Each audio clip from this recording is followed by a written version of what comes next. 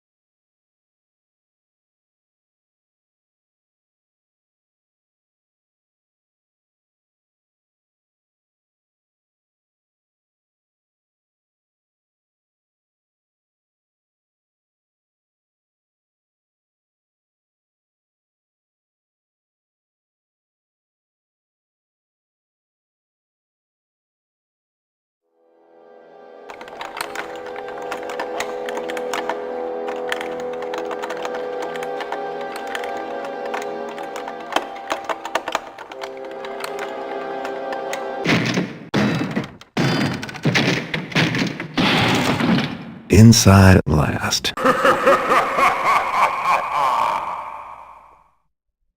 Welcome, fellow Teffers, to Inside at Last, the one and only thief-dedicated podcast. My name is Alex, and today I'm joined by the little hemorrhoids that are constantly following me, but I got used to them. Welcome, Jake and Seth. Hello. Hello. Hi. So, Chet Ackmeyer, can you please tell us if everybody is hearable, if everything's fine? We are live streaming again, and yeah, it's 2024. We finally could do it, and it's Sabotage at Soulforge. The last mission of the original Thief 2. And yeah, this will be the last podcast episode ever, because we covered everything, nothing to discuss anymore. We're done. Yay. Yep. Because I don't know, was there another Thief game to discuss? Maybe a first one, but I don't know. Shall see. First of all, Alex is the most clear and loudest. That's good. Maybe I could turn down the microphone a bit for the live stream. Maybe turn myself up. How do I sound? How is this? I can both. Well, I think it's fine, and in the final product it will be cleared. So, Sabotage at Soulforge. First of all, I want to say something. I really, really, really love the word Soulforge. I think it's such a beautiful name, and you can like imagine something, you know, you know there, you know, you have a picture in your head, and I don't know, and it totally works for what it is. Or what do you guys think? Definitely conjures an image. I feel like when I hear Soulforge, I'm like, it's the fire within, spiritual fire within. Yeah. It sounds like a heavy metal album, but in a good way. And it's, or a band name. The Yeah, new it does. album of Soulforge. Soulforge. Yeah, exactly. It does. But Yeah. Oh, sorry. I was gonna say it's a great name. It definitely evokes an image, like I think you guys are alluding to. So I like it. Now that you said it, I'm imagining like a band out of Daniel Tron and Jack Black and guys like with a similar hair and beard style, you know. And yeah, that great. Soulforge. Oh yeah, now I have a thing. Like will have to say it like that the whole podcast. That would be great. And also, if somebody in the community we know many people in the community have artistic talent, it'd be great to see like either what you described, Alex, or maybe like have Karis and Garrett and somebody's on guitar, somebody's on bass, somebody's on drums, like Victoria's on drums. Soulforge. Yeah, right. They are all headbanging. Or then there's a rapper, Soulforge Boy.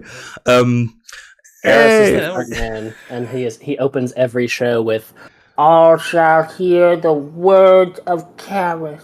Soulforge Boy say, "Oh," say, "Oh," like that.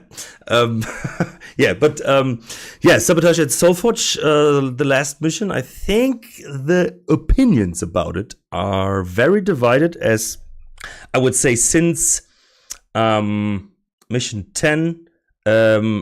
Every mission was very divided among the community, no matter if it was masks or kidnap or whatnot. And yeah, many TEFers gave us their opinions on YouTube, on Twitter, on our Discord channel, and of course on the TTLG forums. And yeah, there will be a lot to cover. Thank you, everybody. Maybe we cannot cover all of the comments, but we will try. I think some of them, you know, have repeated opinions. So yeah, but it was great to have so many great feedbacks about this final mission.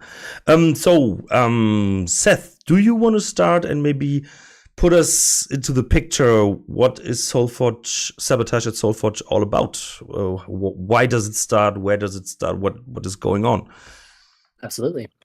So Sabotage at Soulforge is the last mission of Thief 2.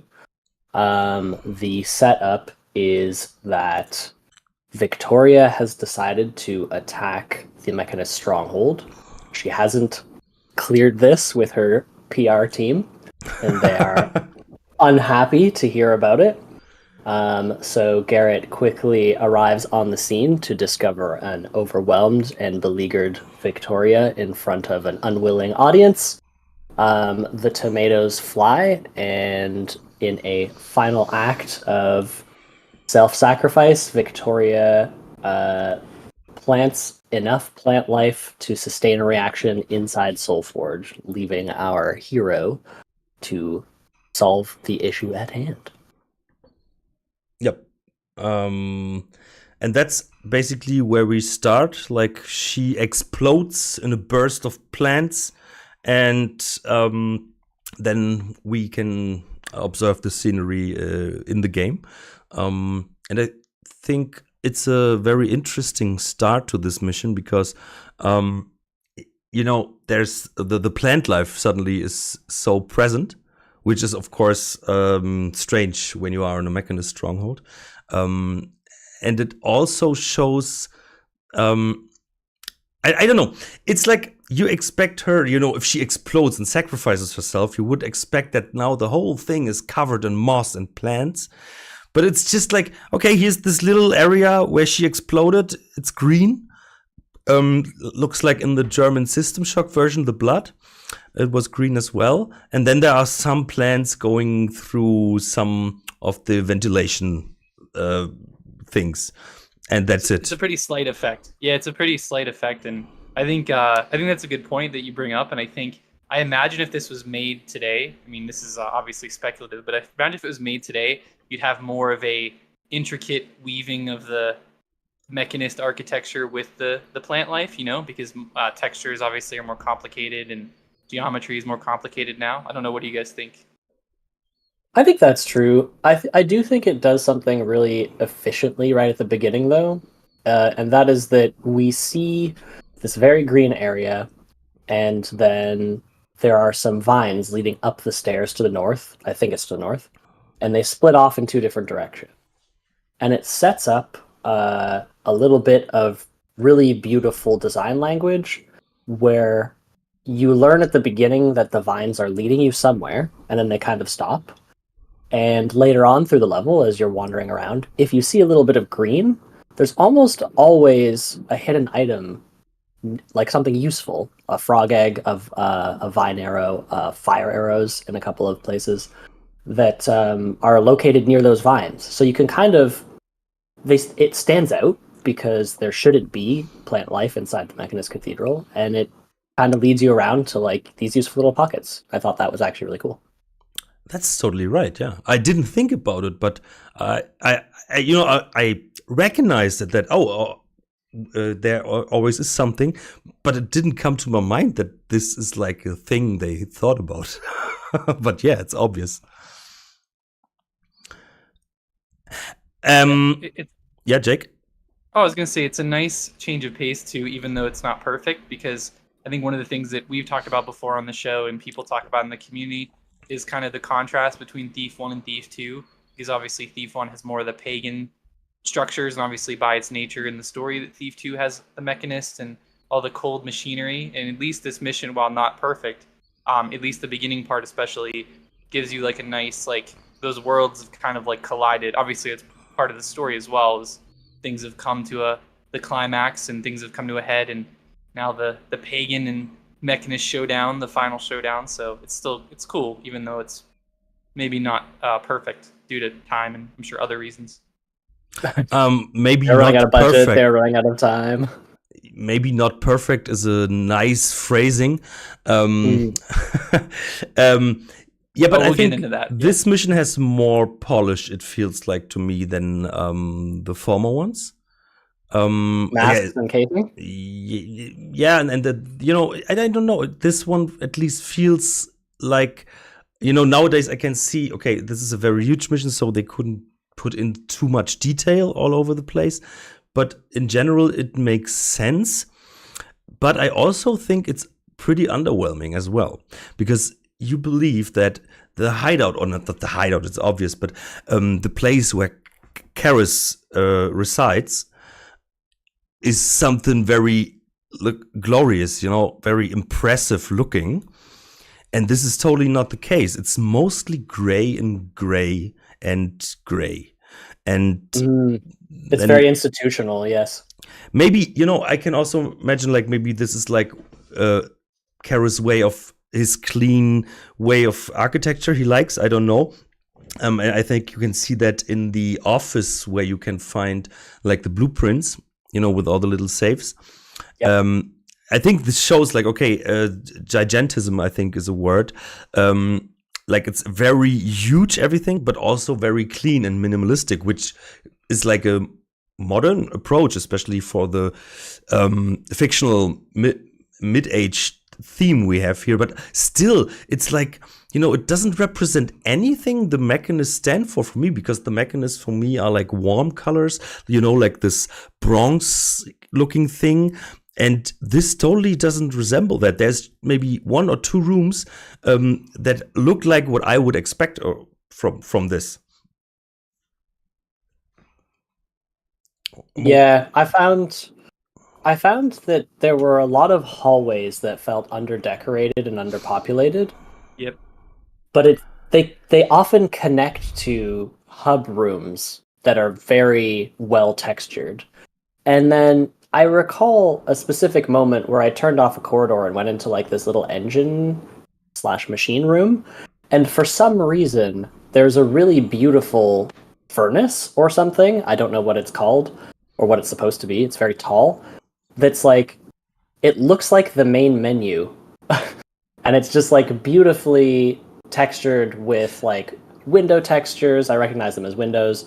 and like other pieces of filigree and metal, and I'm like, wow, somebody spent a ton of time in a room you can entirely miss. It is not a mission critical room. Yeah, it's that one room where there's huge machinery is in the middle, right? That you cannot interact with. Yeah, that's what the room I meant, like 1 or 2 rooms. So I remember this room specifically, because yeah, that's how I would imagine the Mechanist central HQ, Karis bedroom, whatever. Yeah, it does.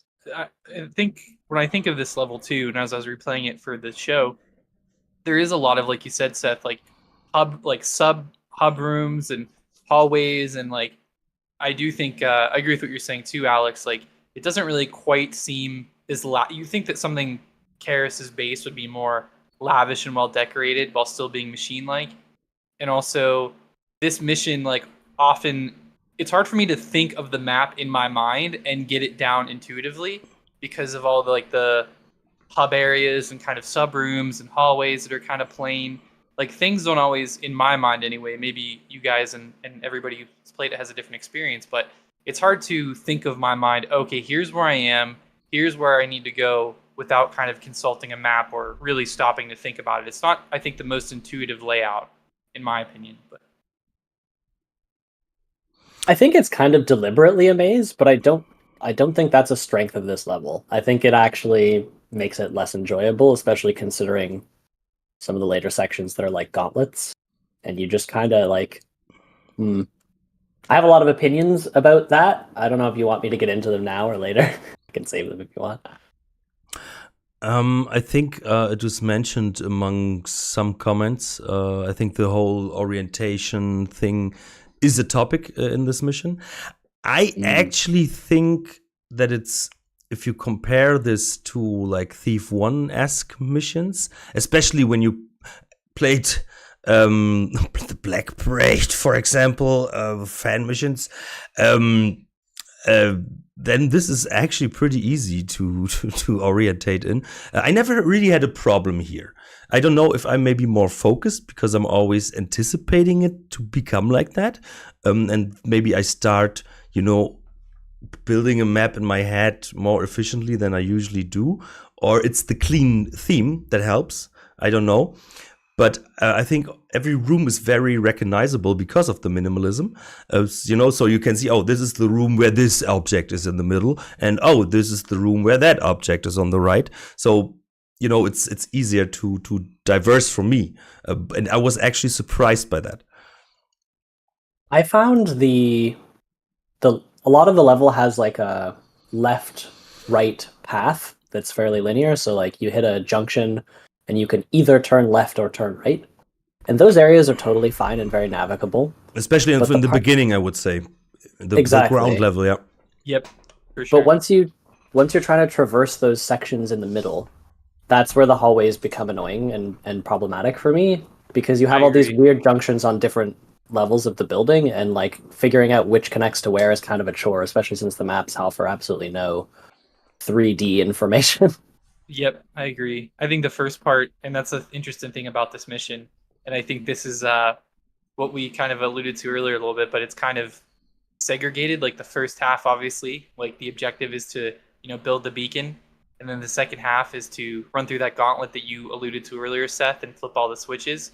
And I agree with what you said, Alex. Like the first part of the mission, it's much easier to, you go left, you go right, and you have the different machine rooms, and that's fairly easy to navigate. But like you said, Seth, I feel like once you get to the middle of the mission, there's a bunch of ladders to climb and different sort of little hidden pathways to go through. That's kind of where I think that the confusion kind of comes in. The beginning is pretty self-explanatory because you just loop back around to a big square. So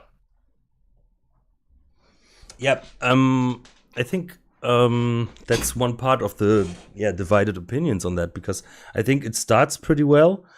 And later, it's like someone who opens up a topic and starts very well, but then he loses himself in too many details and no one can follow anymore.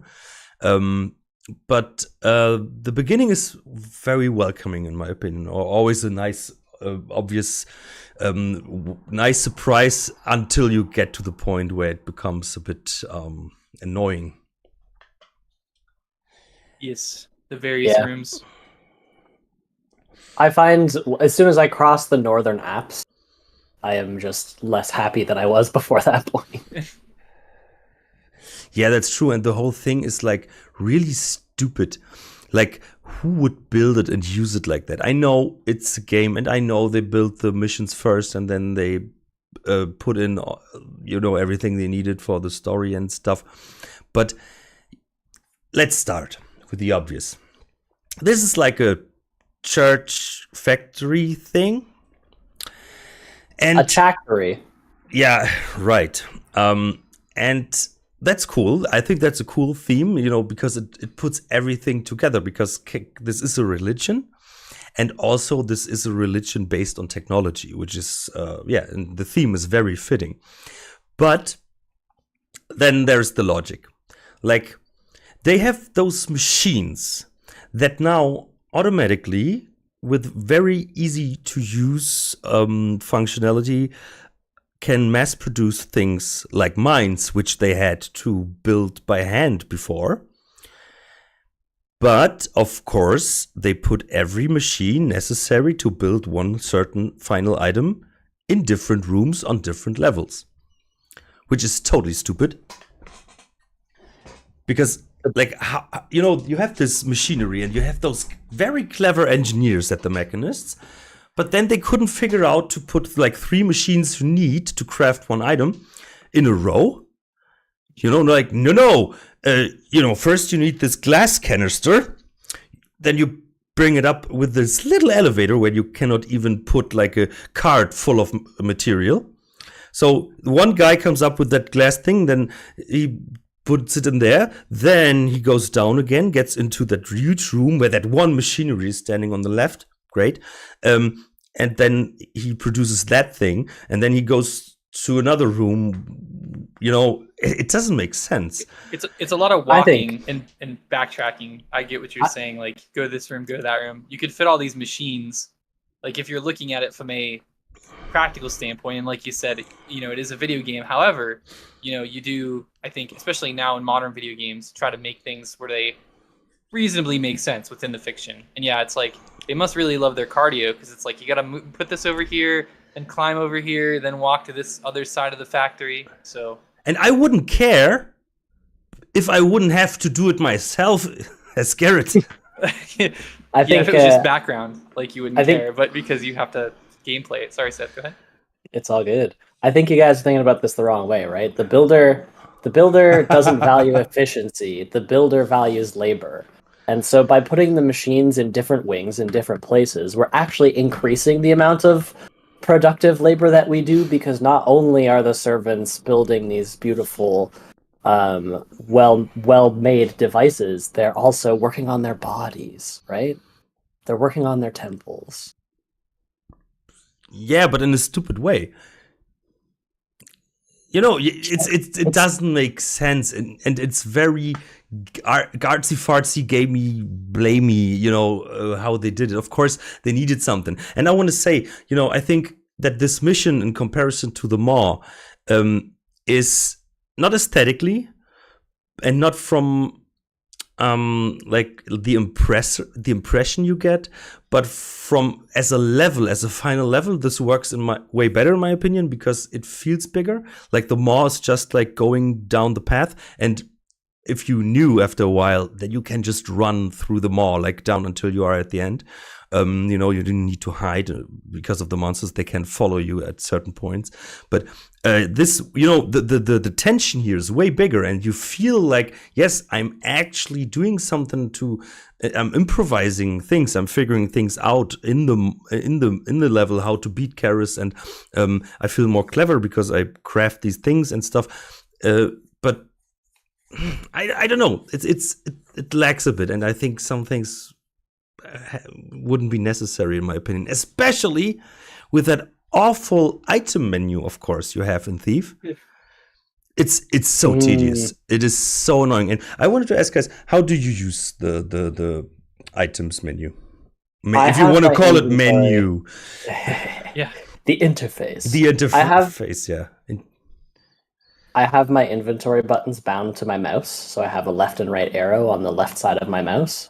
and I click them to go through my inventory. Ah, yes, we discussed that once. I remember.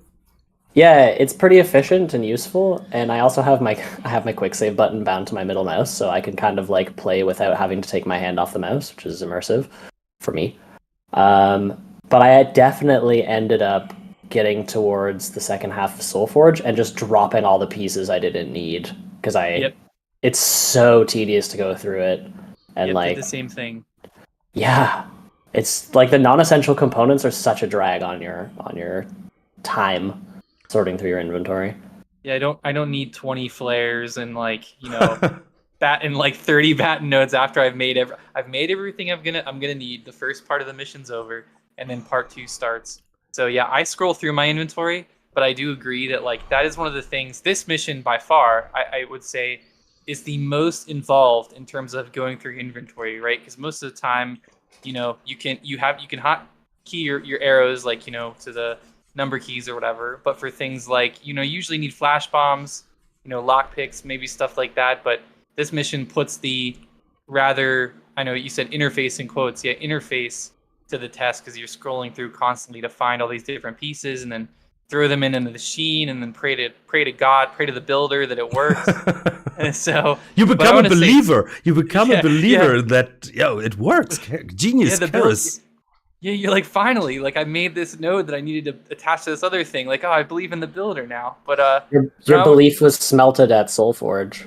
Yes, exactly. Soulforge is where I was converted to be a mechanist or a hammerite. But I was gonna say something to go back to what you said earlier, Alex, which I thought was interesting.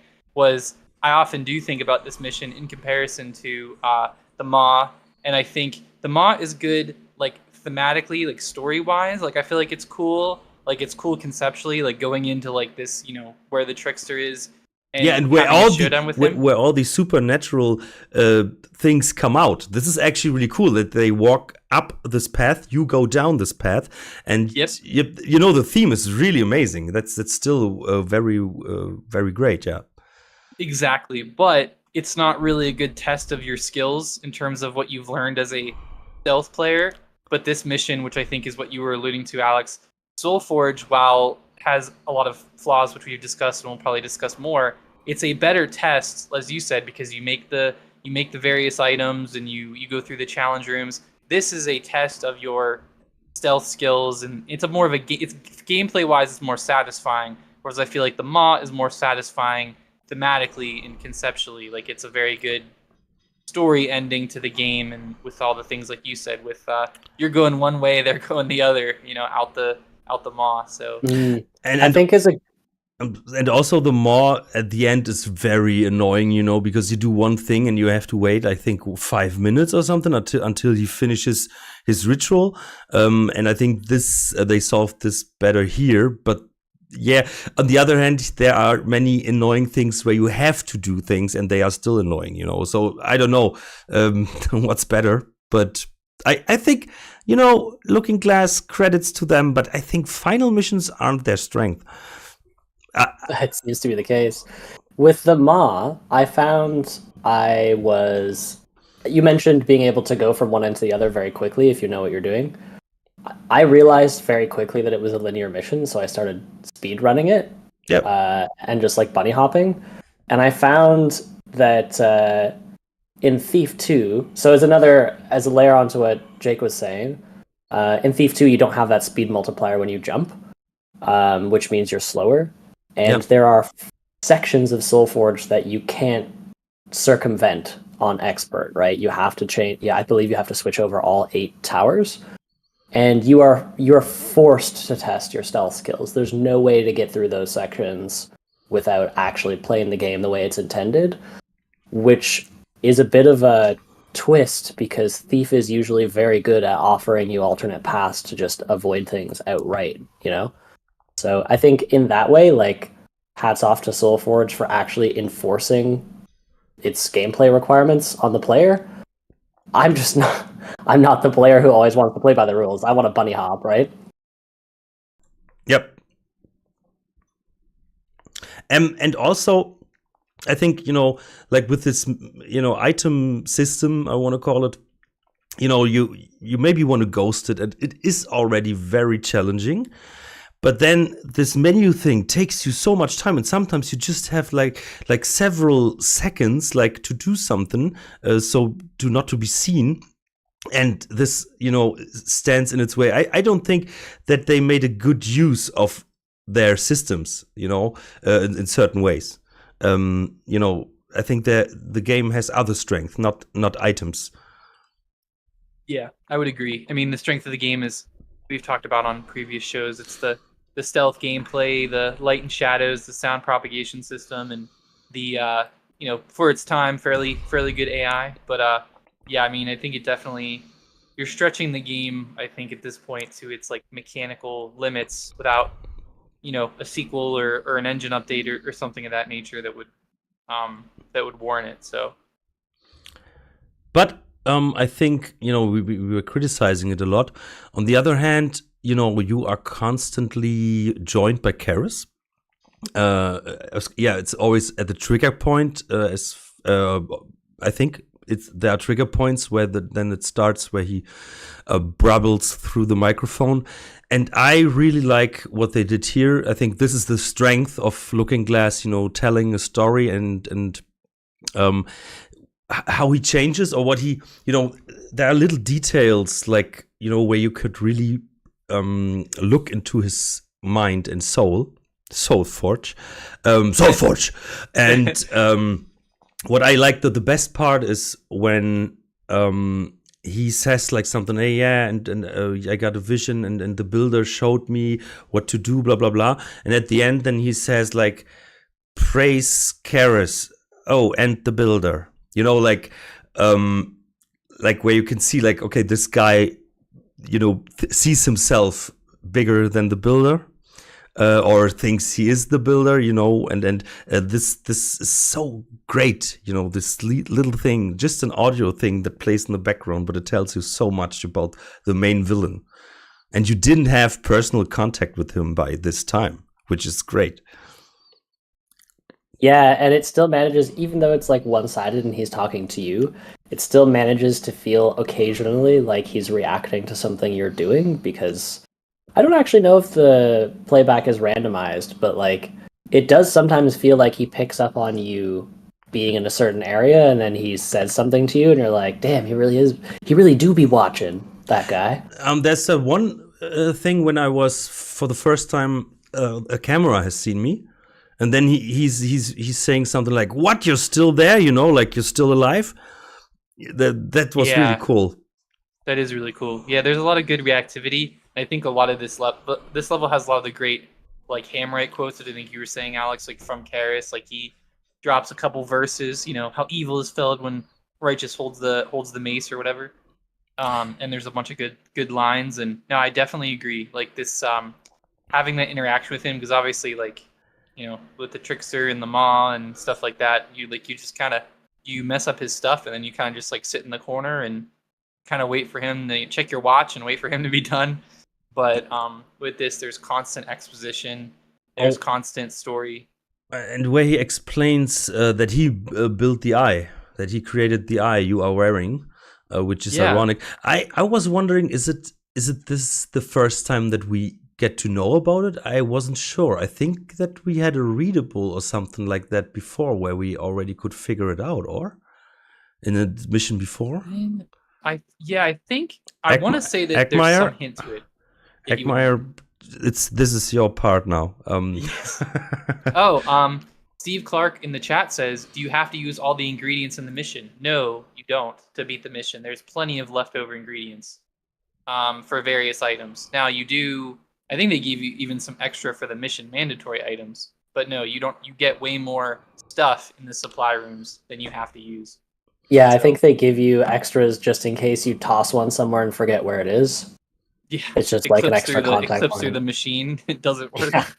Oh no! And what did they think, that this whole mechanic is so fun for the player that they're like, oh, and now I start crafting scouting orbs and mines and stuff because hey, why not? I can do it. Way. Yeah, it's not like this is not like this is the last mission. I'll definitely carry all this equipment over to my next mission. Yeah, you can run out of it, but still, it's like, is it worth it? I don't know. It's and you know, if you could like create water arrows, that would be amazing. But I think that's not possible. No, you're really limited on water arrows since you're mostly fighting machines, and their water arrows are pretty OP in that scenario. Yeah, but mines and stuff, you know. Oh yeah, you Well, could those are use good it, too.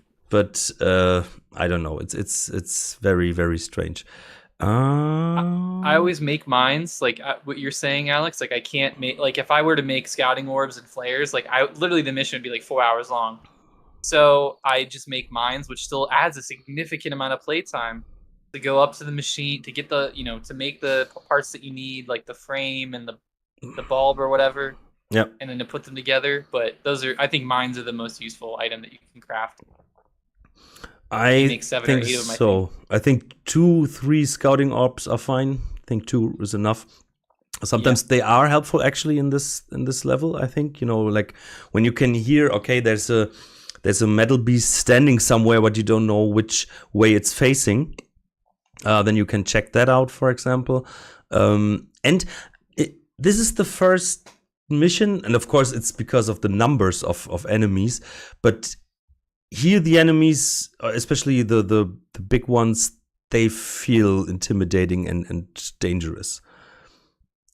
Yeah, because they're accommodated by the architecture in this level, right? Like, yes, it's specifically built around them.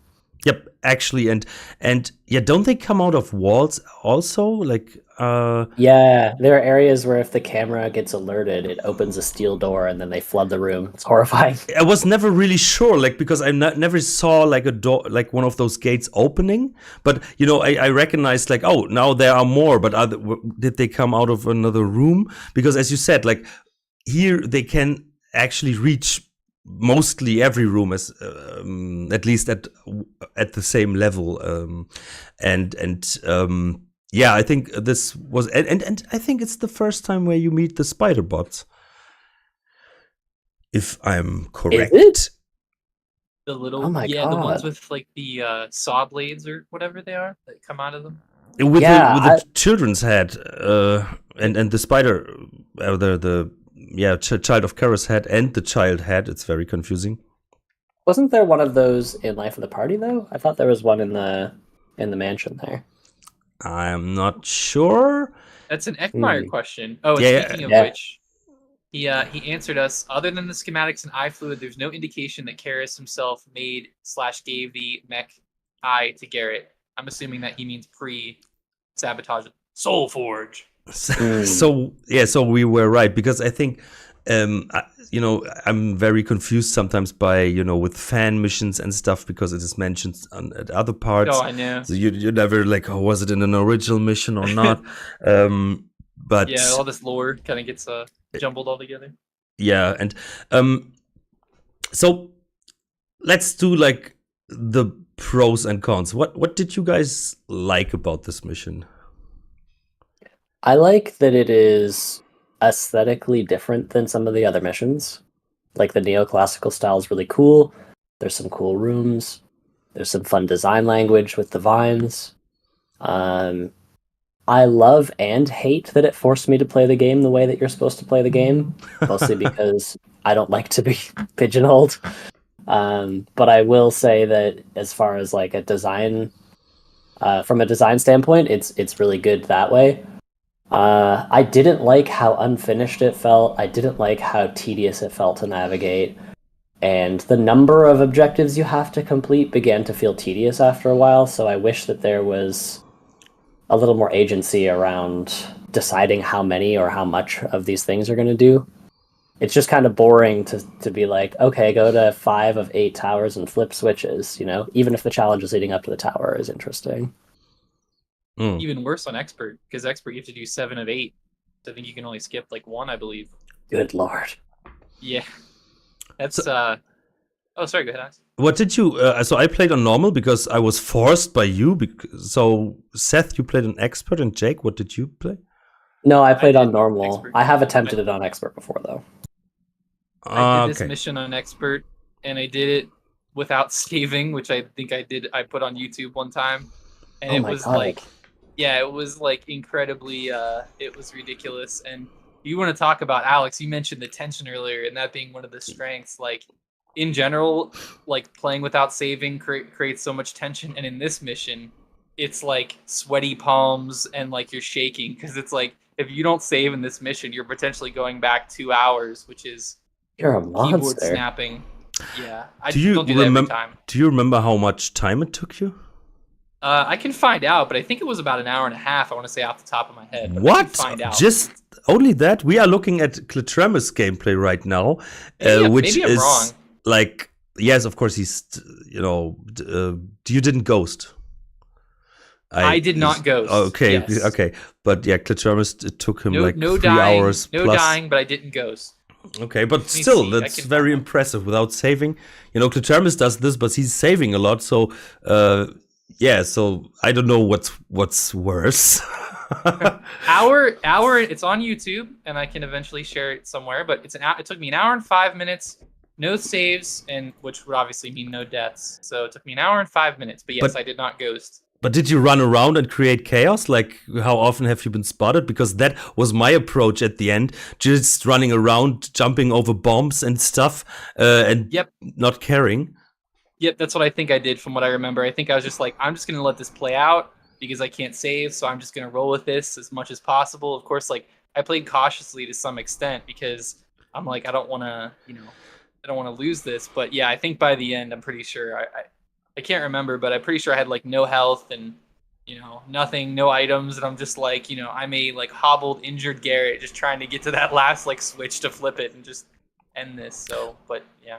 By the way, no spider bots before Soulforge, our friend Eggmeyer told us. As always, it's a pleasure, Eggmeyer, to have you here. So we don't talk so much shit. You know, before he was an unofficial part of our crew, we always discussed shit and we're like, oh yeah, I think it was like that. And I'm pretty sure there was so many mistakes. And now we can do like, oh, did you guys remember if it was like that or that? And then you just like talk around it, you know, like until he answers it. It's like, oh yeah, look at that. Inside at last, fact checkers have confirmed. Yeah. Like it is great. I'm appreciative of that because like some of this stuff like Eckmeyer like knows like this stuff isn't even on like the wiki really. Like, yeah, some of it is not on there. Thief GPT, thank you. So yeah, so Seth, did you talk about your cons? Yeah, I did. Yes, you did. But now Jake, now I think it's we jumped on that and then so Jake, go on with your pros and cons. Quick, So pros and cons before the builder. Yes, so I think the pros are what one of them that you said earlier, Alex. I like the interactions with Karis and on the loudspeaker, the lore, really good. I think I do like some of the architecture, like you guys said, like the furnace room's really cool. In terms of gameplay, some of the challenge rooms are really strong. I liked the format of having basically a stealth gauntlet because I think it's really hard. I mean, you mentioned, I think it was you, Alex, that mentioned earlier about the Looking Glass games like never have like the best endings. I think it's just because their gameplay is so open and is not always action driven. It's really hard to make like a finale, I think, to like a game that isn't like an action game. So I think the format of these challenge rooms that are stealth focused and there's a nice variation between them, I think too. You are actually very correct. Like, I would give them that. Like, that the whole mechanic, yeah, it isn't made for an intense thing. So I think they tried, like, okay, what can we do? Okay, you can prep something and then you activate certain things. Yeah, I give them that. Yeah, you're very good observation. Oh, thanks. Yeah, that's what I think of because it's like this gameplay is very slow burning. It's not, you know, you don't have a rocket launcher and all that stuff. I think everybody gets my point. So I did like that. I thought that was a creative way to have a finale.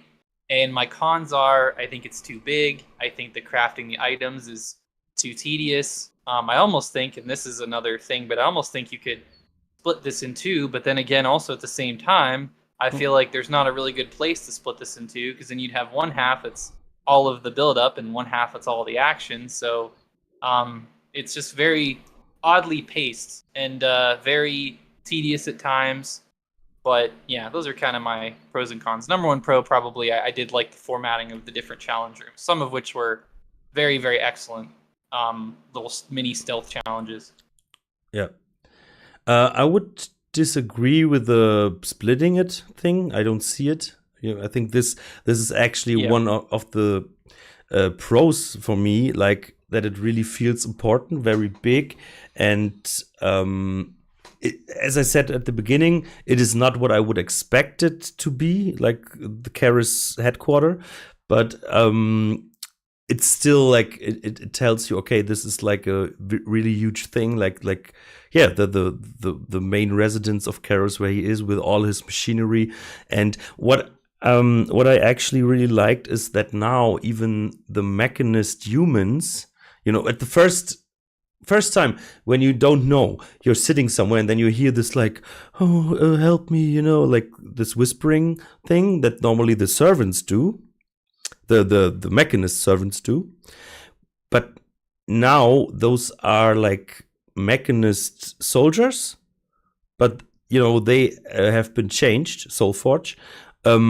So that is really interesting, and that's something I didn't get.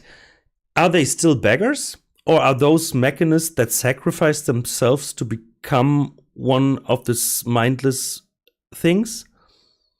Because I don't think that Karis would pick up beggars from the streets to create mechanists. I wonder. I don't know if it's ever confirmed. I know someone who does know.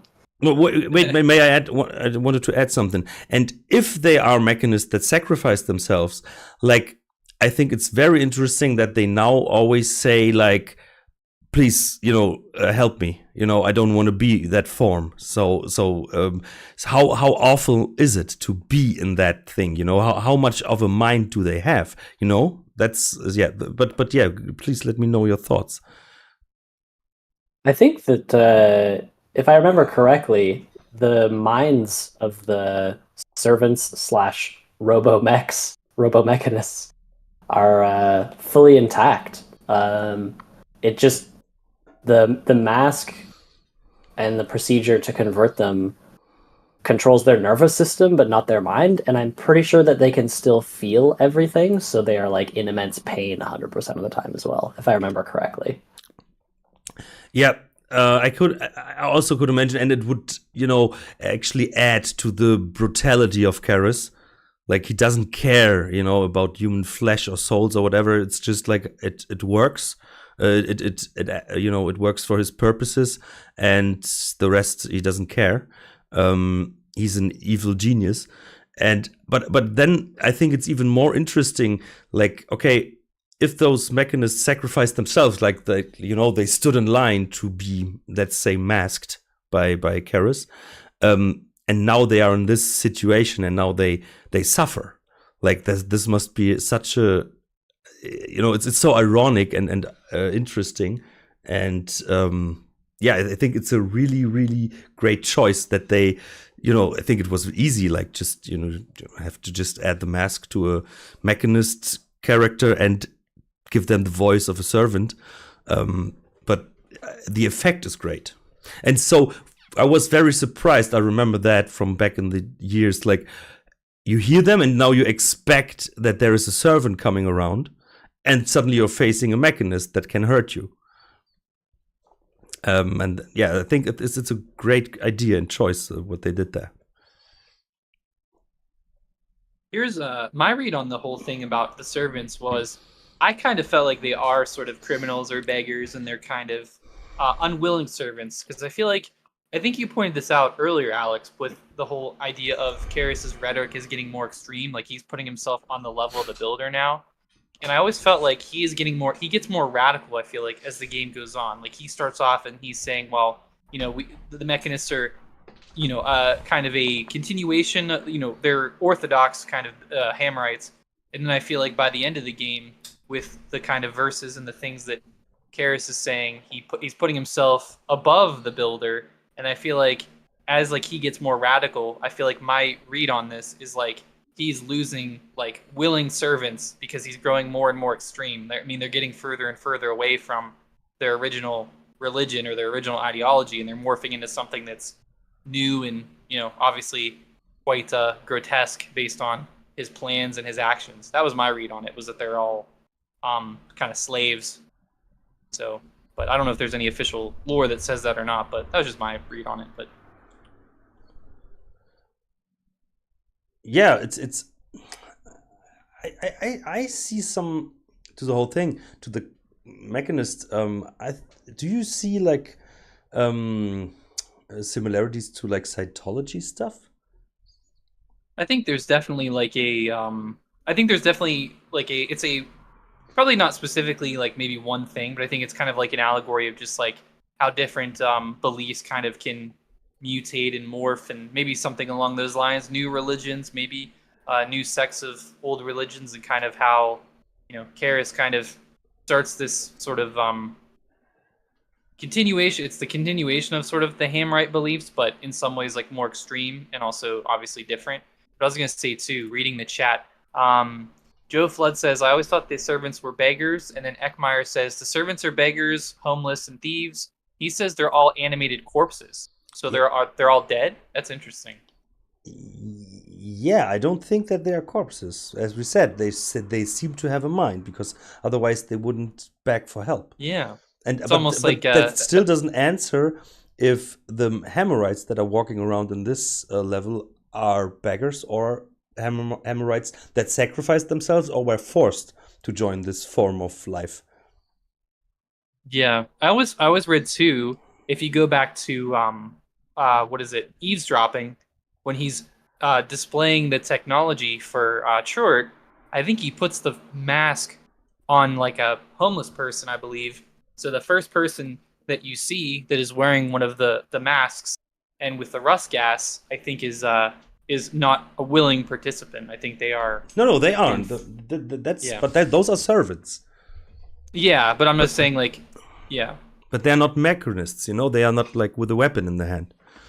Yeah, so exactly. That's, you know, I know that there's one readable where he says like, where Karis tells him like to get more beggars and whatnot to the facility, but you know, it's like, does he make a difference? Like, obviously he wants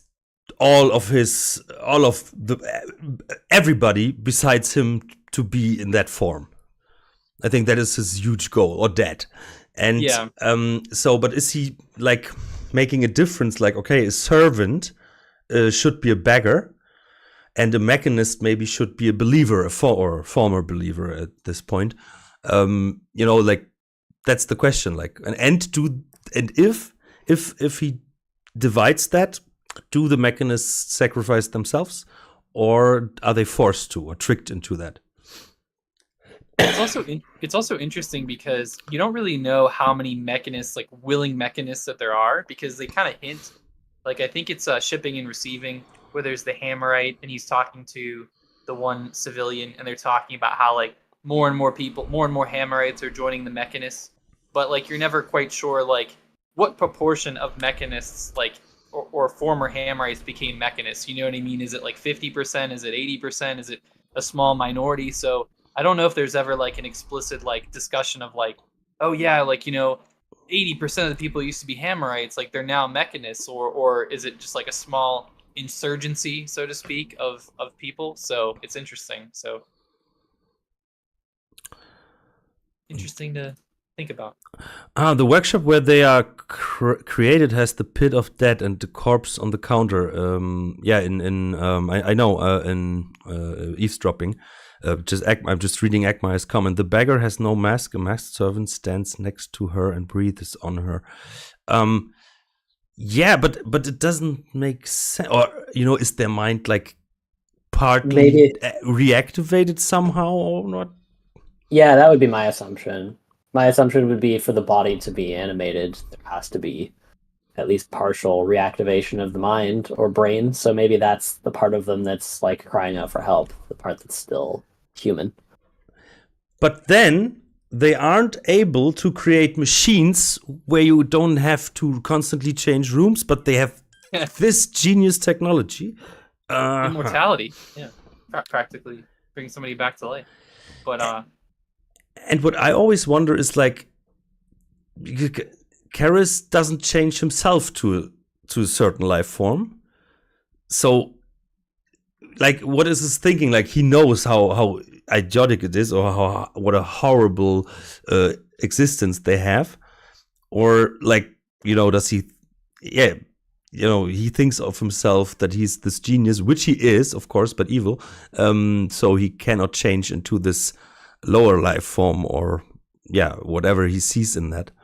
That'd be interesting. I was gonna say I just thought something interesting based on what you just said, Alex. Like, you think like there's almost like there'd be like some alternate scenario where Karis is like, I transferred my mind into a robot, like a servant or something. I mean, honestly, because he talks about how much he hates the natural world. I mean, obviously his plan is to basically eliminate the natural world.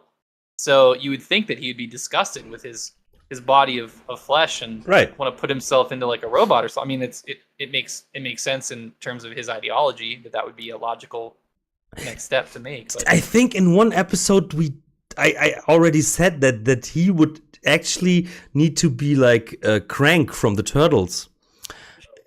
Like just his brain in a mechanic body. That would actually work for him. Even though a brain, or maybe if Garrett wouldn't interrupt him all the time, maybe he could have made a machine that like out of redstone, from Minecraft, that is actually capable, like an artificial intelligence, Yeah, it's funny too because he sounds a little bit like Krang, at least from the 80s turtle cartoon, with that kind of true. like I made myself a mechanic robot.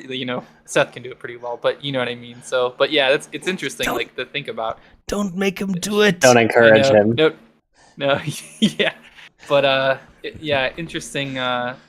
It's interesting they didn't go. I feel like if this was a game from Modern Studio, say, I feel like the final part of the level would be Karis has put himself in a giant death robot, and Garrett gets like a super weapon and has to like blow up the robot. But Karis is just in his little bunker thing, his little room. To Castle Soulforge Stein.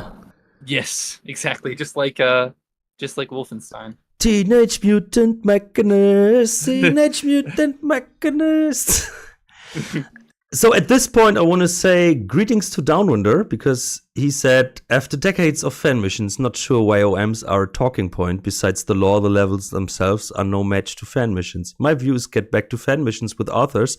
I think there's still a lot to discuss about original missions. So, yeah. There's lore, there's just story. Didn't want to ignore his comment. My pros and cons. I think we discussed most of it already. I think, as I said, like I think they tried a lot. I can see what they were trying to do, but I think most of it doesn't really work to a very great feeling, of gameplay, and it's very tedious. It becomes very tedious, and I don't know if the more at the end was better. Yeah, it's definitely. I think it's an interesting debate. I think. Of course. That's contrast why we're doing it 20 years plus after the release. And that's what I so much like, because as we always say, like, there are so many loose ends because they didn't answer everything, and that is the great thing for fan missions and stuff. That's why it's still working today, I think. So should we jump into the comments? Yeah. Because I have one from Ingroove on YouTube.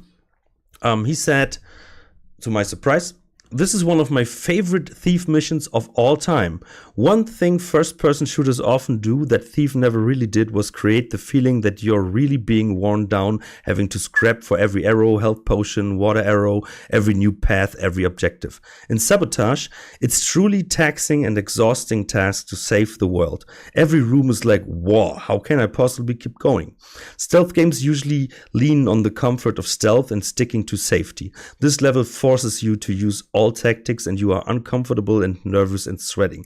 There's no comfort in Soulforge. I understand why they want Karis sealed off, but I would have preferred to have the final objective be right near him so you can watch him suffocate before. You escape, maybe Garrett finds a protective gas mask so he can watch as Karis goes down.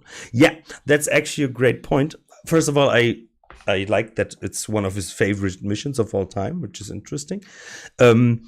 But the last part is actually, yes, you get a great cutscene, of course, at the end, but to stand right next to him or to watch him, from a secure, chamber or whatnot, would have been actually very satisfying.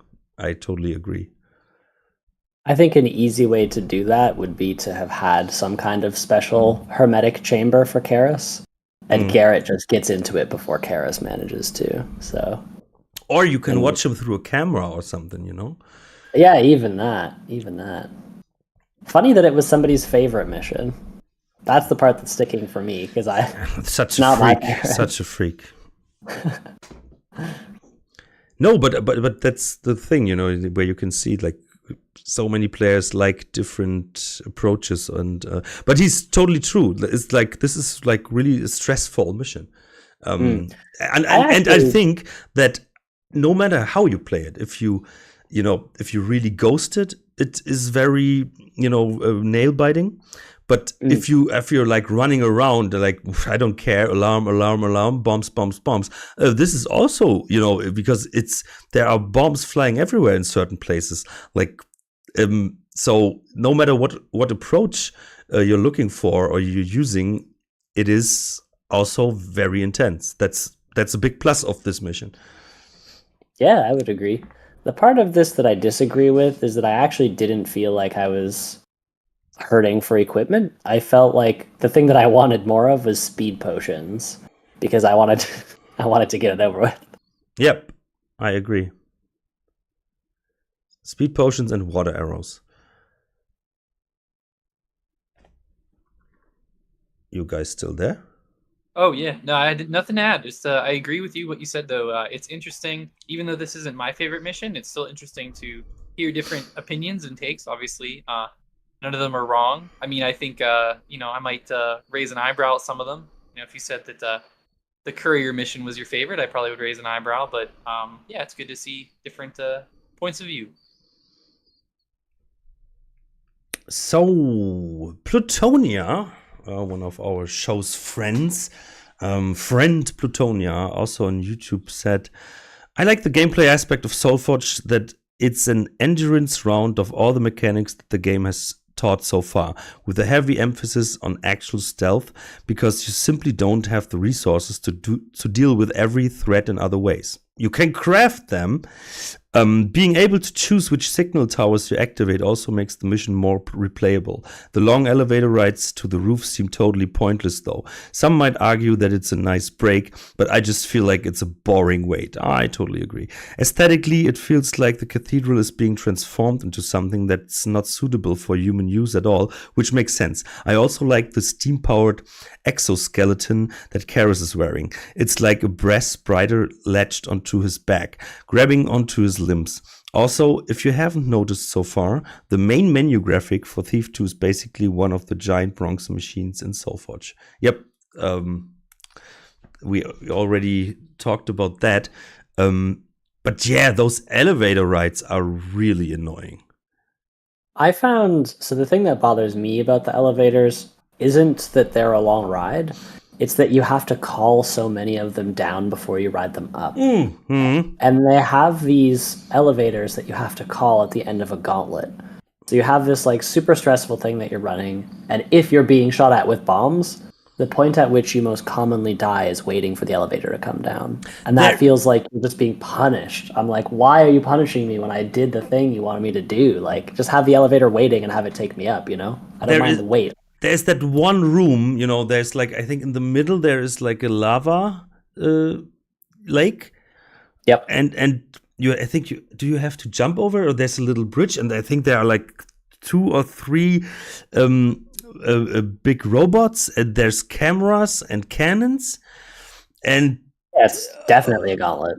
and then you go up and you activate one of the beacons, and then you have to go down, and you know that, you know, like, the thing is, okay, I did one more, you know, one on the checklist, one beacons down or up or whatever. So now I have to go down this long elevator, and I know what to expect. Like, I have to go back through this room. And this elevator is like, you know, just imagine like a typical elevator music. But you're inside like, oh, I know what I have to do now. Please let me start this. You know, it's yeah, but yeah, how should they, you know, I think there's an architectural reason for that, maybe. I don't know. I don't know. I think that the ride up, if the elevator was already waiting, is fine. That's your ramp off for the action. And the descent back to ground level is fine. That's a ramp back onto the action. It's just like adding that extra weight at the beginning where you're calling the elevator down is the thing that sends me. That's the bit that pisses me off. Yeah, and what I did sometimes is like, okay, you know, they recognized me anyway, so you click that and then you run around in circles through that room until the elevator is there. So, you know, in the hopes of that none of the bombs or whatever will get you. Yeah, that's very tedious. But maybe they were like, hey, what could we also add that's annoying to do? Let's artificially inflate the playtime. Yep. We have some YouTube comments, or some comments in the chat. Oh yeah. Regarding the talk of the souls and the mass earlier. Eckmeyer, aka Thief GPT, says the precursor mass traps the soul in a sense. Son of Frankenstein was an influence. I believe in that film there is body swapping or soul swapping with Igor and the monster and stuff of that nature. I didn't know that was an influence, though. That's interesting. I didn't know that either. I know the movie, but I don't remember it. And there's a comment in German I think I can't read. I know I can't read it, but I think it's in German. Yeah, Jay Speaver, he asked like, wann wirst du Stephen Russell noch einmal befragen? So it translates to, when will you talk to Stephen or interview Stephen Russell again? Never, I believe, because like there is no reason for that. I think because it's hard to mine. It's hard to mine more out of Thief specifically with Steven. I think, exactly. Right? Yeah, I think it's like we kind of covered. You guys kind of covered all the ground I think there was to cover, unless something big happens, which not that we know. Or the only thing I could see is like back in the days. I think this episode with Steven gave us a lot of new listeners. You know, so the numbers went up really high, and then we had Daniel Tron in the same year. So yeah, this was like a huge year for gaining subscribers and stuff. So maybe there are more people now that would actually recognize like, oh, hey, please send us your questions. Back in the days, it was mostly TTLG, but I still think that, you know, the most interesting questions have already been asked. Like, it was very detailed. And, you know, about everything, like how was it to work with Looking Glass and how did that happen and this. So everything Thief related, which is actually the podcast about, is discussed with Steven. So I'm sorry, but there won't be. Yeah. And I think I will leave that man alone. Yeah. And I think, you know, we don't do this. I mean, maybe it would gain us more listeners, but we don't do this for listeners. We do this for the passion and the love of Thief. We do it because we like listening to ourselves. Yeah, exactly. Yes. Because Alex loves editing us so much when bad things happen, when technical difficulties. Actually, I don't remember anything really. It's mostly when something bad happens, like that I forget to invite the bots, or any, it's like on my end mostly. But it's because I have to do everything. True. All that extra labor, the builder is pleased. Yeah, I am the Karis of this. Then there's a comment by a certain YouTube channel called Honest Tries, which is Randy Teffer, Random Teffer, sorry. This happens all the time. But go see his channel Honest Tries, where he cooks strange recipes from the internet. And it's sometimes very disgusting. Can I read it in his voice? Or you know what, Seth? Give it a try. You can do it. And do. I can't do the voice, but I will read the comment. So, Honest Tries says, Soulforge has, I think, the strongest thematic and dramatic underpinnings of all the original Thief missions. The cathedral is now a foretaste of Karis' planned hell on Earth, entirely stone and metal without a single living plant or creature or human in it except for Karis himself. The only movement is from the machines and the robots, and what remains of his followers after murdering and servantifying them. New verb, servantifying. Then Victoria arrives, trying to sabotage the machines with plant growth, aware that it's probably hopeless, but doing it anyway because there's no time left and no other options. Karis must be fought, even if it's a fool's errand. Then Garrett, having rejected Victoria's plan as doomed and suicidal, and indeed it is, turns up at last, whether out of shame at his cowardice or an infatuation with Victoria, and it's never quite resolved. But he turns up too late, only in time to see Victoria's failure and her desperate self-immolation that sends vines threading throughout the halls and ducts of the cathedral. Still too little too late, even Victoria was not plant enough. How can a victory possibly be wrought out of this?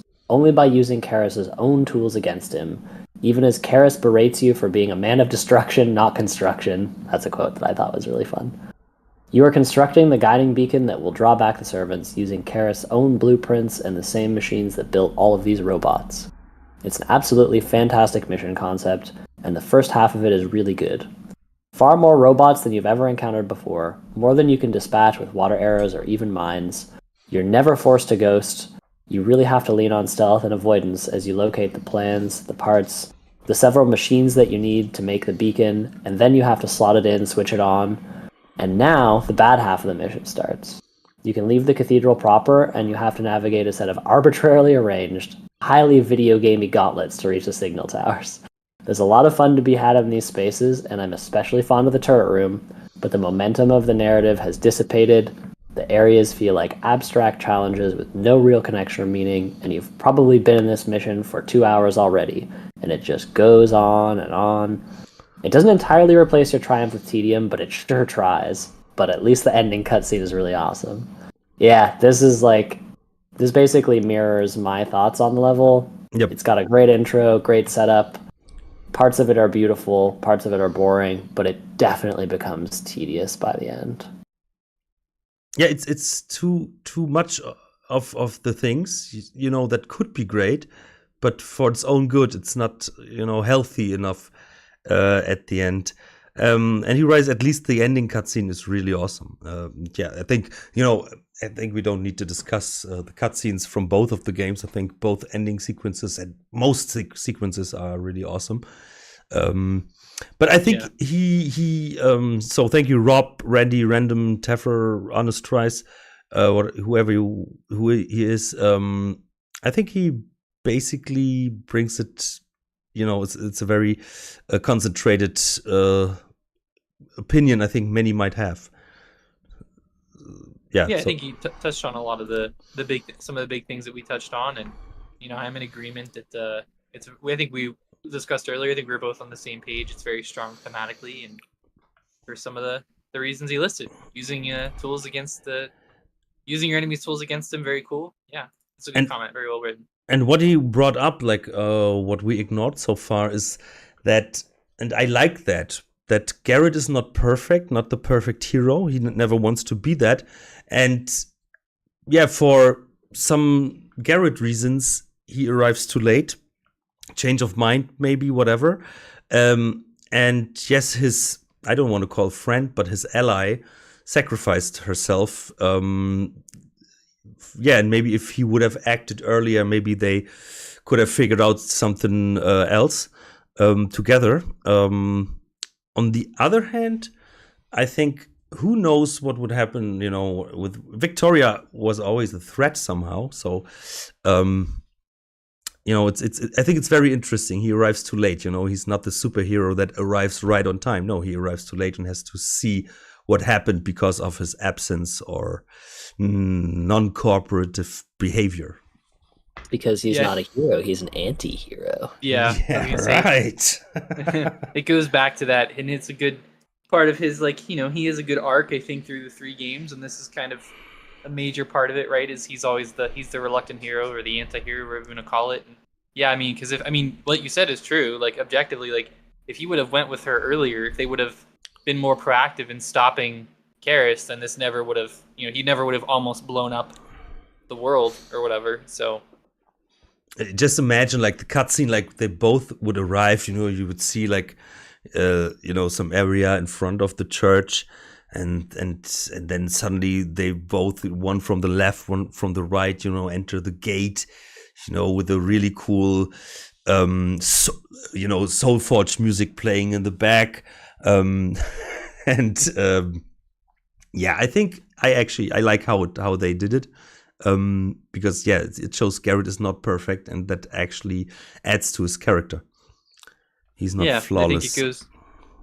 Yeah, it goes further. Not to discuss the 3rd game, but it transitions well into the 3rd game and his total character arc through the series. Imagine if it would have been no fun if they would have teamed up to stop Karis, and he's building, he's laying down the first brick of Soulforge. He's still building the building, just getting it built, and they just go and kill him immediately. That wouldn't be very fun. Yep. I'm just wondering, wait, that wasn't Random Teffer's comment. Is there a mistake? Whose was it? I think it was VFig, because I think Random Teffer, Honest Tries, answered us on YouTube. And this is a comment from the forums. So let me just... Oh no, and I deleted the video. So I cannot see the comment anymore. But I think that this is VFig's. Well, apologies for misattribution. No, this is VFig. I'm so sorry. This was not Honest Tries Random Teffer's comment, but I cannot recreate it anymore. So, Random Teffer, I'm sorry for your opinion. That is not here anymore. There was some mistake in the document. This happens. And dissolved by the rust gas. Yeah, actually, that is the problem. Have you been on the toilet already, Seth? Oh, yes. Okay, good. Next time. How did that happen? I'm wondering. Strongest thematic? Yeah, it is him. That was a VFig comment, the way I see it.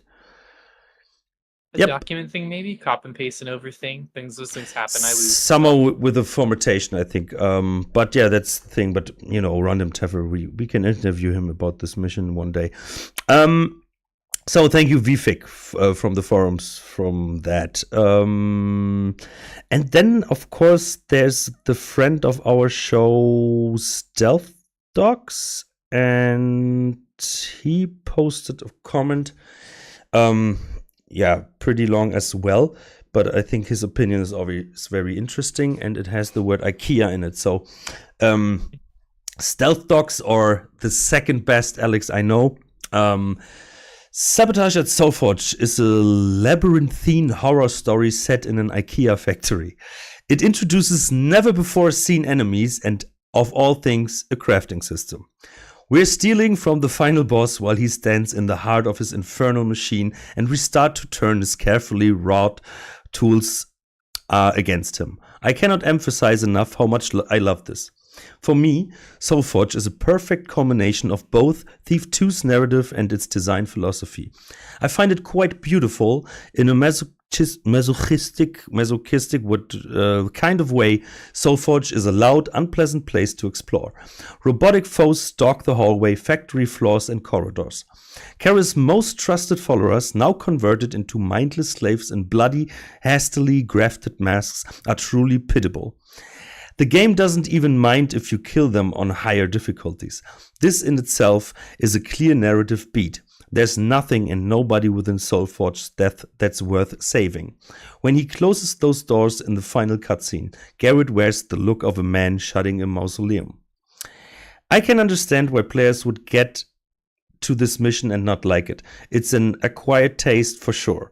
A sharp 180-degree turn from the soft carpets and lustrous paneling of Gervasius' mansion, which we just spent a whole 2 missions skulking around in. For me, Soulforge is the source of so many memorable encounters, discoveries, and unique challenges that when I think of Thief 2, I always think of Sabotage at Soulforge alongside Trail of Blood, Life of the Party, and First City Bank and Trust. I don't know what Trail of Blood does in there, but hey, yeah, that's Stealth Dog's opinion. Thank you very much. That's a very positive approach on that. And I think he points it out that it's for certain people, not for everyone. And I don't know how I think about the change of pace, but what he says, and I think this puts it in a different light, that nobody is worth saving here. This is an awful place, obviously. And yeah, maybe this puts it in a different light, as I said. What are your thoughts? Yeah, I mean, everybody's dead or corrupt, like Karis, you know, especially if we go with the theory or the idea that the servants are dead and the masks are on them and stuff like that. So it's an interesting. I think his comment's interesting. It's like a mausoleum. That's a good. I think that's a good metaphor. And he's also kind of closing the door and destroying this failed sect cult of the Hammerites, or spin-off of the Hammerites, and kind of destroying this ideology as well. So it's very Soulforge is like a mausoleum or like a graveyard of all these people and all of this technological madness that's going on. It's a graveyard for my satisfaction as a player. Yeah. That cutscene at the end where we see Garrett shutting the doors, that shot of Garrett closing the doors also stuck in my mind because he does look especially grim. This made me think of the bit about there not being anyone worth saving. Made me think about the literature that's like scattered throughout the level. I actually found it kind of disappointing that there aren't more readables. And like I almost wish that there was some sort of little backstory that brings you into who these particular mechanists were before they got converted. In the bunk room, there's a readable that talks about one of the guys becoming a mechanist. He came over from the Hamrite Order, and he just thinks the mechanist uniforms are so much nicer.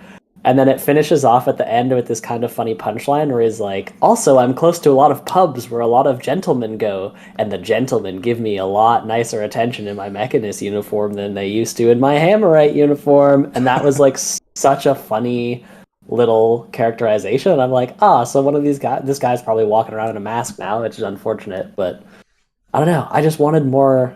I don't think there's enough characterization in the level for me. That's totally true. And the readables, I think, are a thing.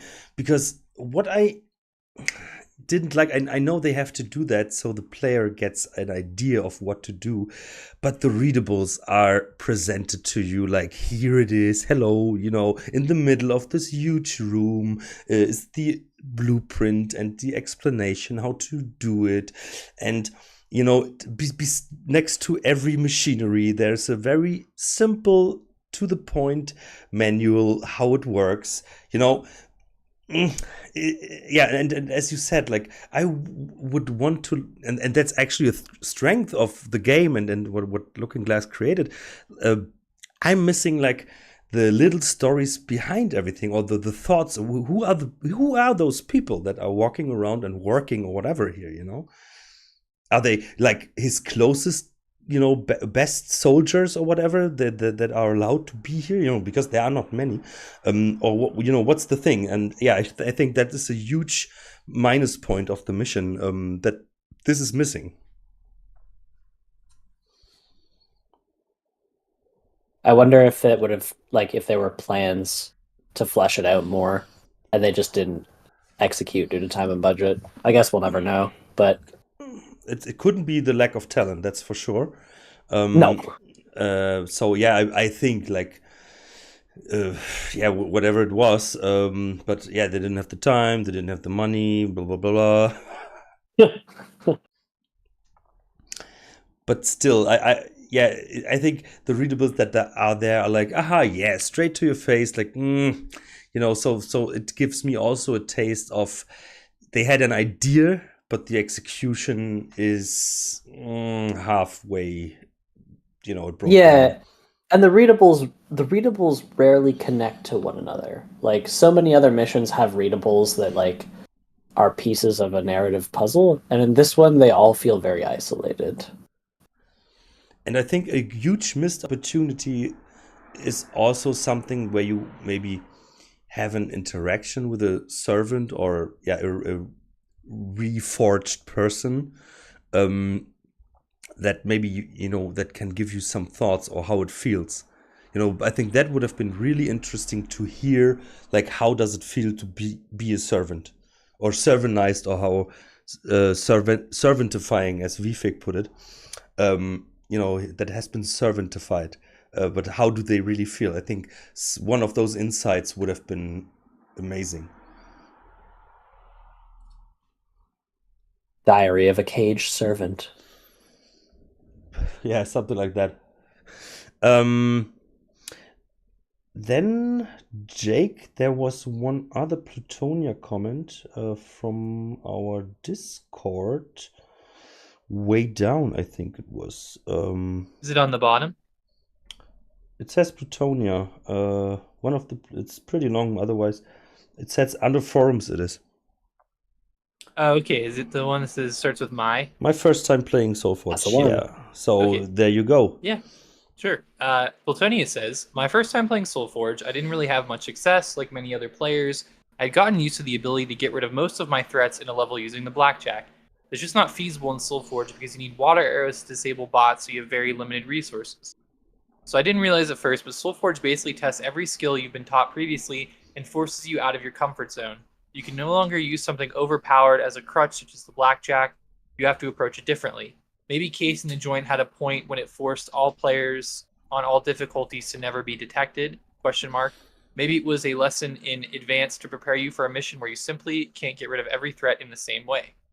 And then he lists some criticisms. His first is, there's no reason for the guiding beacon towers to have this long elevator rides, which I think we touched on a little bit earlier. Oh, great point. We need to discuss that. They serve no purpose for the gameplay. Since there's no threat, why couldn't the control rooms from the antenna be on the ground floor? Yeah, that's interesting. Yeah, because they have machineries on different floors for one purpose, so it's that's the logic there.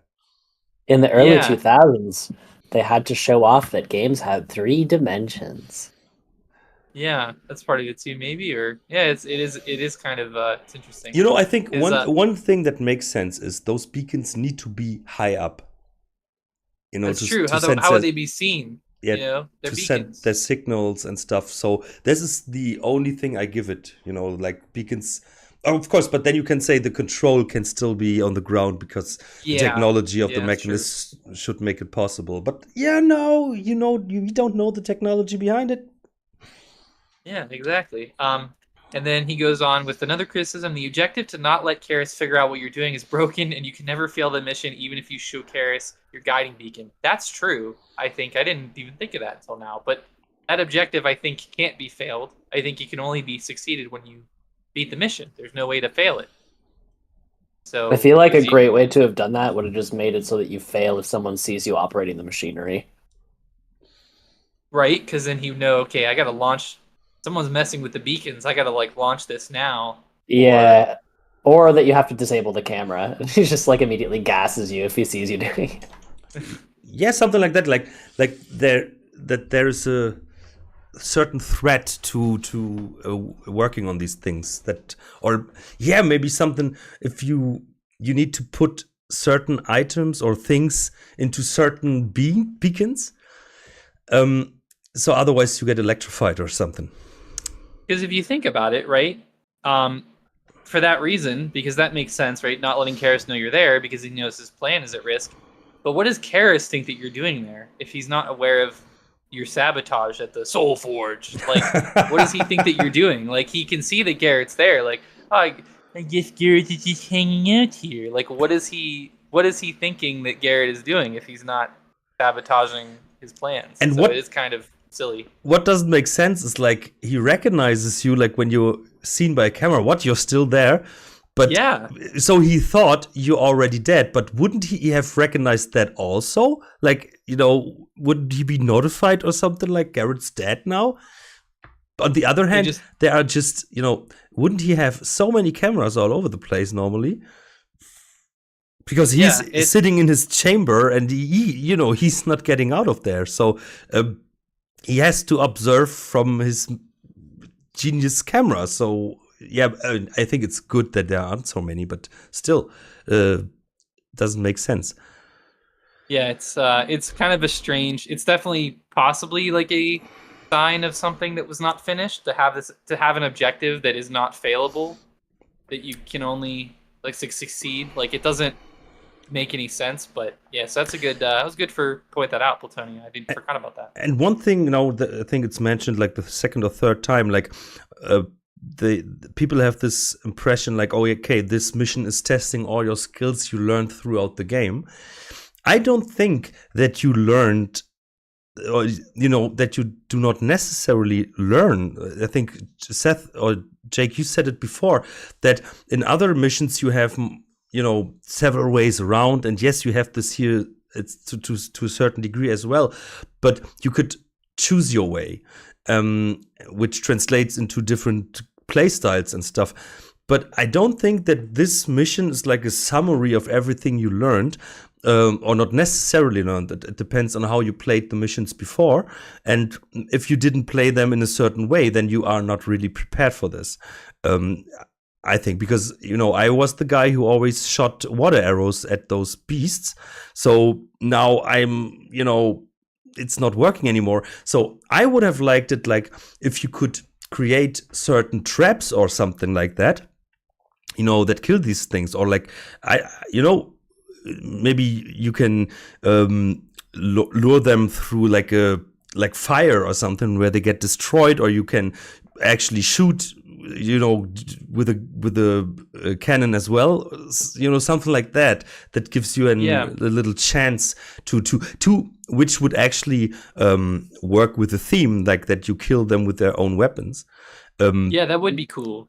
And I think that's something, not to go off in a different direction, but I think there's a little bit of that in Deadly Shadows, because there's a furnace in Deadly Shadows where you can lure in Hammerites and then flip the switch. So that would have been cool. But like that's something I think they got to later, but it would have been cool in Thief 2, specifically in Soulforge, if you could, if there was like a smelting pot that you just like the one in Return to, like in Thief 1, the Return to Haunted Cathedral, like where you smelt that icon.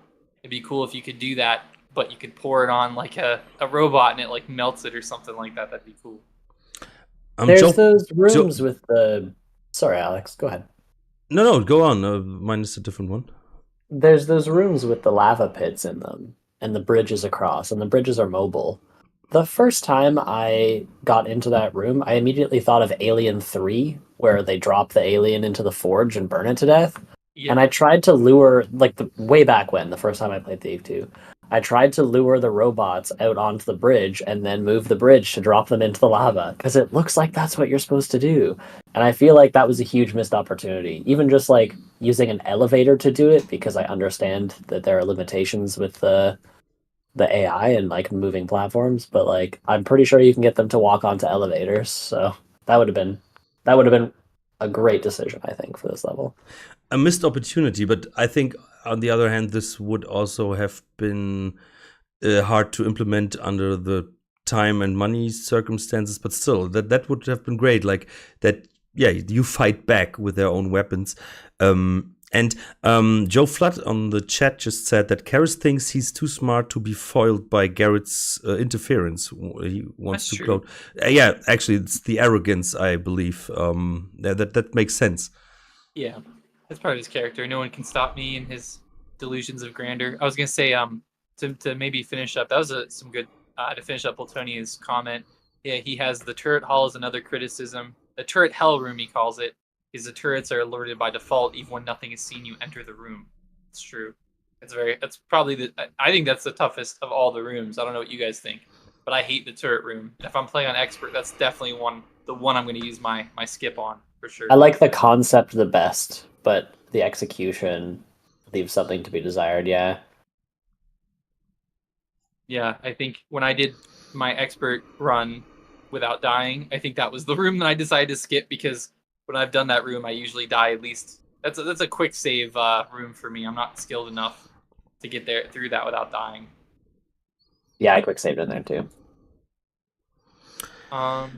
Anything, Alex? You have anything? No, I'm just reading the comment of Leon HFM. It was on our Discord, and he picked up on the topic like which we discussed earlier, that with the mechanists that are now wearing the masks. And I won't read out the whole comment, but I think he put it in nicer words than I did.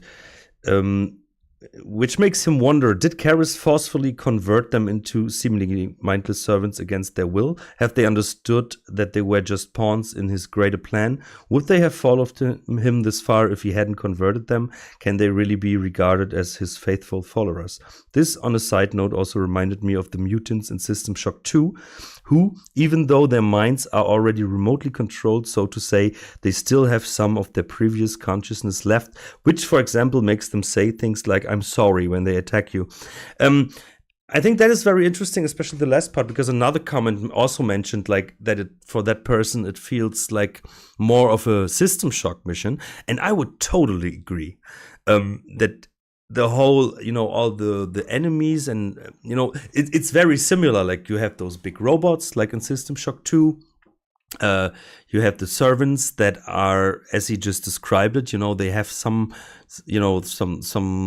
leftovers of their mind, and they recognize that what is going on is not right. You have the cameras. In System Shock, I think you could just smash them, which was nice. But I think the whole feeling is more of System Shock 2 than a Thief mission. I would kindly agree on that. A part of. Yeah, that makes sense. I didn't see it that way until pointed out, but yeah, like there is those big robots in System Shock 2, and the many or whatever. I believe the many. called, and they're very mindless, just like the servants in this mission. So obviously there was some overlap with, I think, maybe some personnel and also development time. They were in development, I think, around the same time. So I haven't beat System Shock 2, but I also, now that you raise that, definitely feel the vibe that people are alluding to. The constant pressure that, Thief is not a game of constant pressure, actually. You can, sit in a corner and it's quieter and be safe. But yeah, System Shock is not like that, actually. And yeah, I think I think this analogy works very well. It has a lot of System Shock 2 vibes, or one. Basically similar. Thief doesn't have respawning enemies, and System Shock does. So System Shock, like you said, Alex, you're never quite safe because the enemies respawn, and they also roam around the level a little bit more. Thief, you can kind of take care of all the enemies and chill if you want to. And you don't have those Taffin monkeys. I didn't like them. They're small hitboxes, yes. Yeah, and they are shooting, but I think in the first System Shock, there were like enemies that were like really close to the ground, and with the controls in that game, they were pain in the taff to to kill. I Yes. remember that. There's little robots that are like basically little RC cars, and they like explode, and they're very hard to hit, and they're very annoying. Yep. Eggmeyer. I know, Eggmeyer, you put a lot of stuff on our Discord channel, but it was like, not in one big comment, but this was there and now, so it was really hard to do. But one comment from Eggmeyer was on YouTube: the lore is rich, the cutscene's great, the objectives tedious, the map is massive. Thank you very much for that one. Simply put, but I mean, agreed. yeah, all entirely accurate. So, but who wants to read a lot of Eggmeyer's or Eggmere's comments and thoughts? Join our Discord channel because he's very active there and puts a lot of interesting stuff in the wrong channels. So there's more thief stuff to learn from him. Ridnar Tim. It's been a long time since I actually played it, but I remember this mission fondly. I love that it's huge and complicated. It really feels like it deserves to be a final mission, especially once you get past the fabrication stage and start placing the beacons. The level keeps surprising you with just how huge it is. It's a very positive way of thinking it. Like, Yeah. is it like surprising you? Oh, wow, it's even bigger. Hey, how cool is that? Opinions? I think that it's actually a very flat level. Like, there's supposedly upper areas, but there aren't actually that many of them. Like, there's a couple of rooms you walk through that are especially tall, and those kind of feel like big, interesting places. And there's a whole bunch of interesting set piece rooms where you wander in and like you're clearly supposed to see the room from a certain perspective and it looks cool and there's a vista.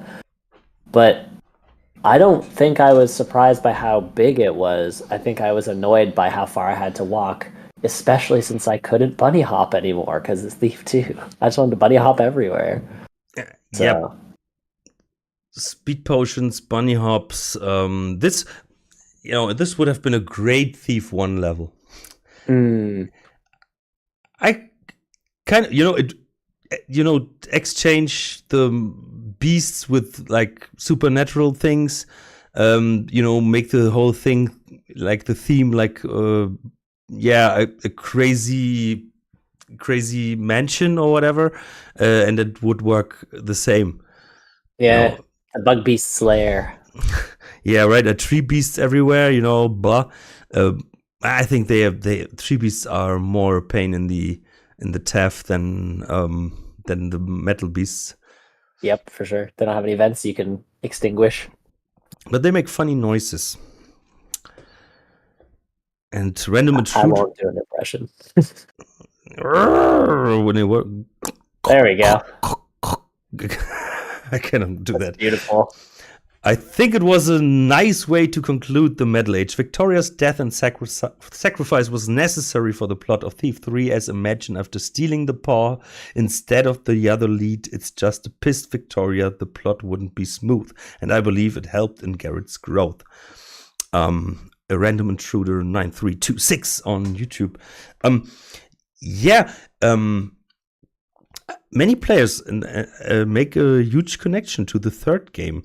So I never felt that it's that important, but many do. How is your opinion on that?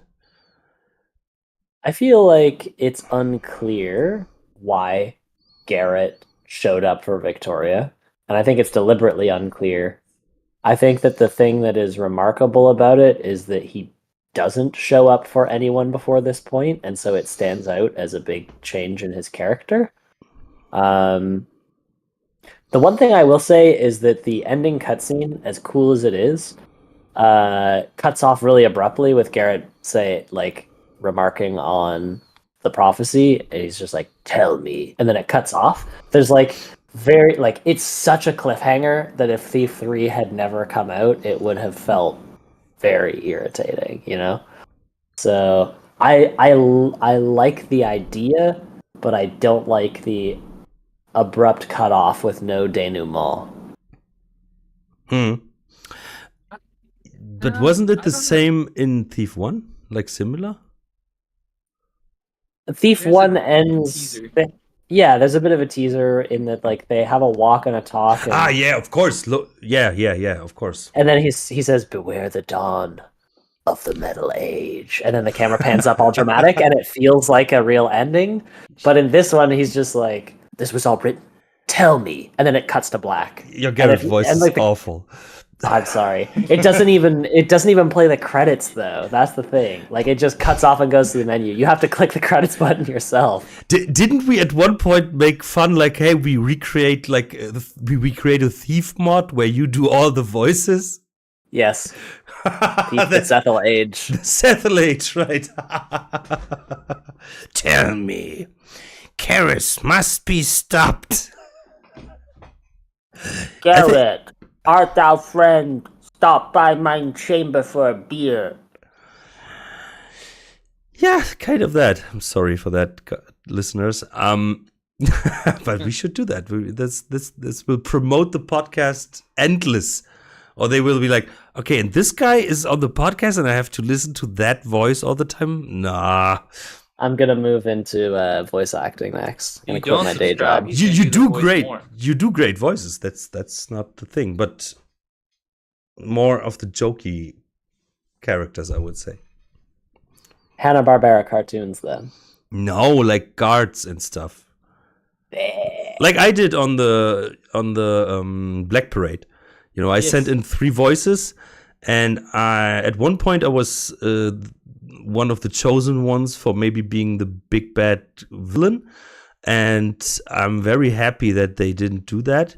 So I'm a goofy guard, which actually is really cool. What was your role name? Was it Thug 2? Yep. Hope it's not the clap. I remember I played through that and I looked for you, and I had a friend over, and whenever you spoke, I was like, "Shut up, Alex is talking." Overpriced boots, overpriced food, overpriced everything. That's me. That's like real life. Yeah, no, very expensive shoes. But after Cease to Exist on YouTube said, I understand why it's so divisive, but I absolutely love Soulforge, and I think it's an incredibly satisfying ending. I saw someone else on YouTube liken it to being sent to destroy the Death Star all by yourself. And that's such a perfect analogy. It's so massive and daunting. By the time you finish it, you feel like you've accomplished an absolutely Herculean task. That being said, it's noticeably unfinished in a couple of respects. Some areas are weirdly sparse, for instance, and I even remember there being a random ladder going to nowhere for no reason. Lol. But at the same time, I feel like if the mission were stuffed with NPCs, it would almost be too hard, you know? What I really found interesting is that this mission gets a lot of love.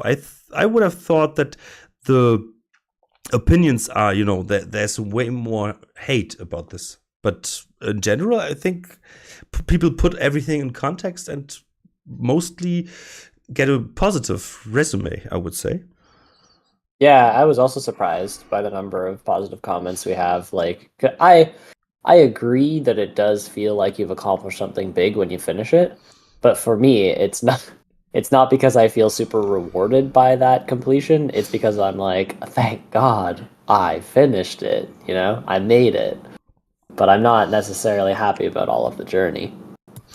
But that's always the thing. Like, if you finally finish it, then it feels very satisfying, in my opinion. I remembered like 1 or 2 years ago, I played it on Expert. And yes, it was a hell of a ride, especially that one room I described, you know, where we were with the elevator and with the bridge. I hated that I had to reload so many times until it worked. I think I did the mistake. I quick saved right before, and a bomb was already flying at me, which was very hard to avoid after reloading. But I think when you're done with something, it's like a huge boss fight. But when you're done, the satisfaction is, you know, like in Dark Souls. It can get annoying as hell, But when you've done it, it's like, yes, I did that, you know, and then you are proud of you a bit. So that's the good outcome at the end. And maybe now if I review myself, maybe that's why the mission, I also had a more positive look at the mission after I beat it. During the mission, I hate it. It's like an ex-girlfriend, you know? Like during the relationship, you hate her, but afterwards you're like, hey, I finished her. No, Well, that word has multiple contexts. I know. I mean, in killing her. Yes. So. Oh, that went dark. I thought I was gonna go in a different direction. No, but I agree with you. It's like work. It's like you're doing something. I mean, hey, to say it's still fun, but like it's one of those things like after you done with it, you're like, oh wow, I've come so far, like in this mission, in this game, narrative wise, gameplay wise, that you feel like, oh, it was an obstacle. It was something that you overcame. It's that good feeling that video games give you when they're challenging and fun.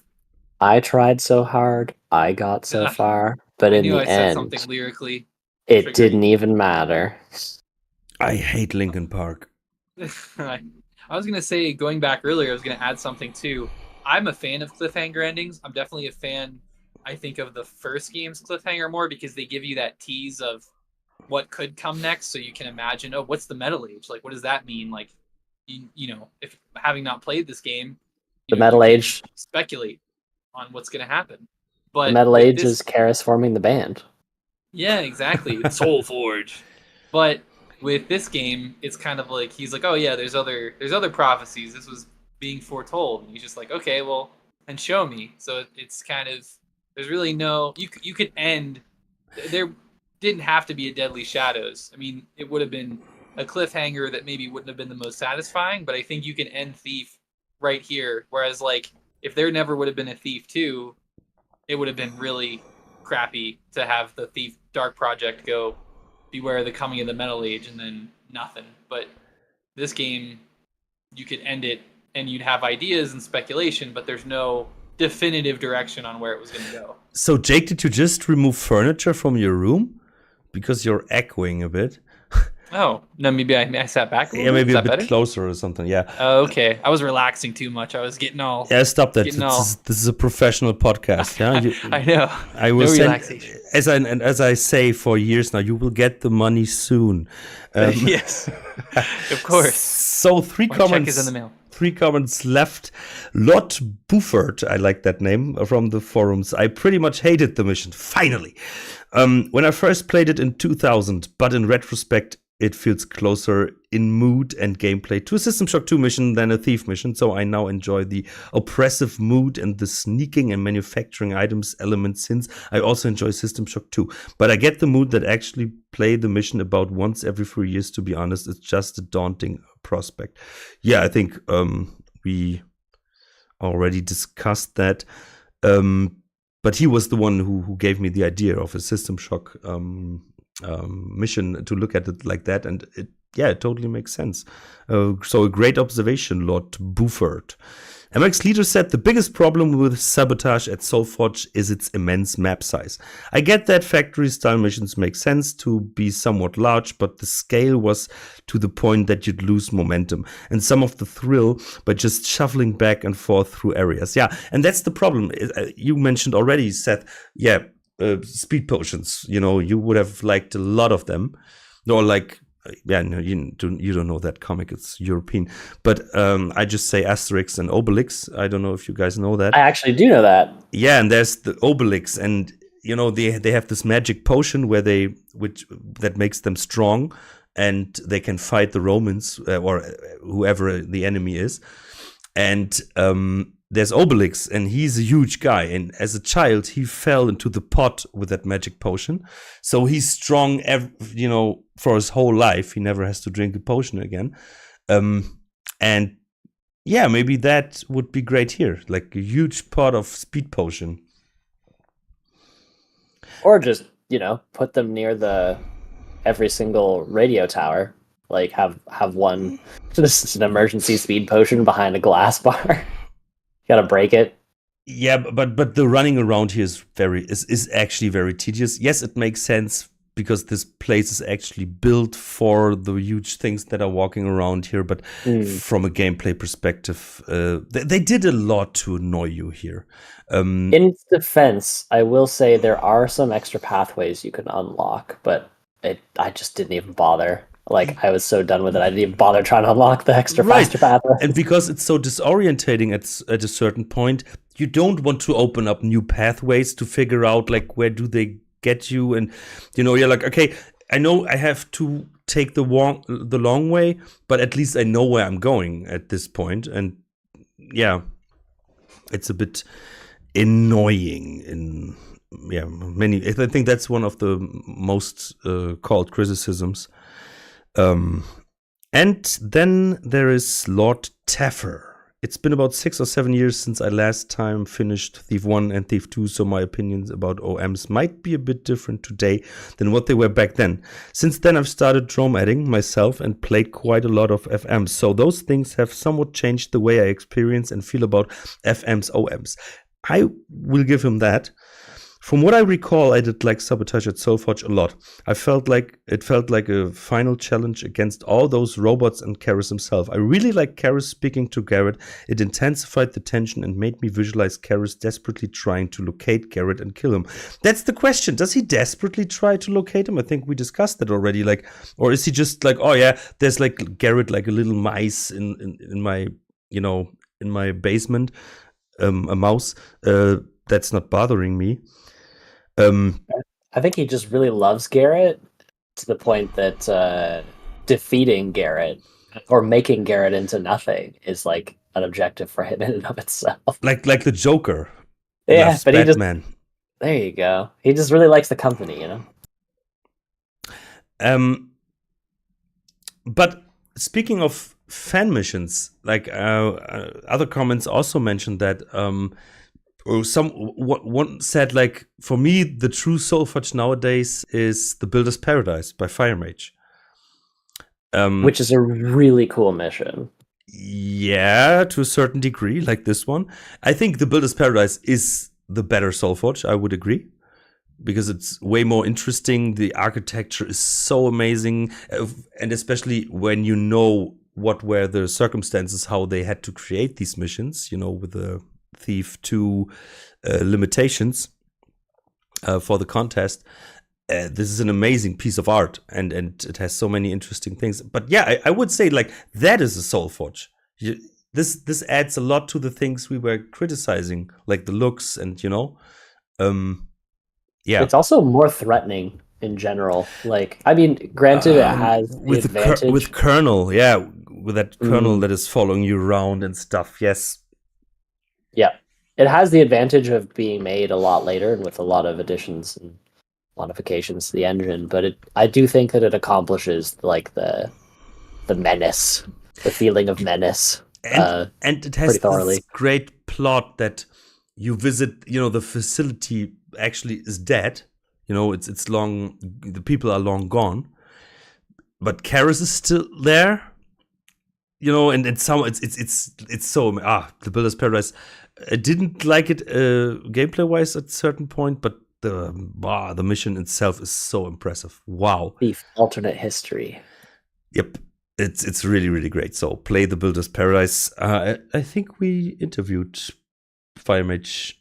Yeah, we had him on the podcast for that episode for the mission. Yeah. So I think that sums it up. Or is there anything you guys think needs to be added? I think my soul has been forged. Soulforge. Yeah, I think everything was pretty well covered. Lore, the level design, and everything pretty well covered. It's Soulforge. I got to complain about everything I don't like, so I'm happy. Okay. Yeah, I think that's it. So it was a great journey with the podcast as well. This was the final mission. There's nothing to discuss about Thief anymore. So it's all over. So thank you guys for joining our podcast, being there, and thank you very much for all of this. We will now start a Patreon so you can give us money in hindsight. Yeah, we'll be living off royalties, so be generous. So we are outside at last, and thank you, Jake and Seth, again for your time, and thanks for the chat and everybody, the listeners. Blah blah blah blah blah.